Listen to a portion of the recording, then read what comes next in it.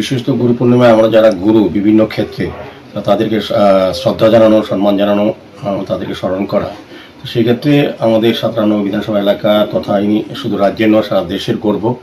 আমাদের যে সোনার মেয়ে দীপাকে যিনি তৈরি করে আন্তর্জাতিক পর্যায়ে পৌঁছে দিয়েছেন, উনি হচ্ছেন আমাদের দ্রোণাচার্য গুরু বিশেষানন্দী মহোদয়।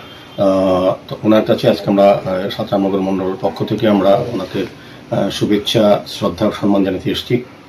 আমরা খুবই আনন্দিত এবং গর্বিত যে একজন গুরুকে যিনি ভারতবর্ষের সরকার দ্রোণাচার্য হিসেবে স্বীকৃতি দিয়েছেন গুরু হিসাবে, তিনি রাজ্যের সামগ্রিক ক্রীড়া ক্ষেত্রে বিশেষ করে জিমন্যাস্টিকের ক্ষেত্রে যে আন্তর্জাতিক পর্যায়ে যিনি দিয়েছেন আমাদের রাজ্যকে গর্বের জায়গায়, উনি আছেন বিশেষানন্দী মহোদয়। আমাদের সৌভাগ্য যে উনি আমাদের এলাকায় বসবাস করেন এবং আমাদেরকে সমস্ত বিষয়ে সহযোগিতা করে আসছেন। তা আমার আশা থাকবে বিকশিত ভারত 2040 মোদীজির নেতৃত্বে যে স্বপ্নবাদ ভাবনা চলছে সেটাকে সাকার করার ক্ষেত্রে, সেটাকে সফল করার জন্য বিশেষানন্দীর মতো দ্রোণাচার্য গুরুরাও আমাদের সহযোগিতা করবেন, এগিয়ে আসবেন।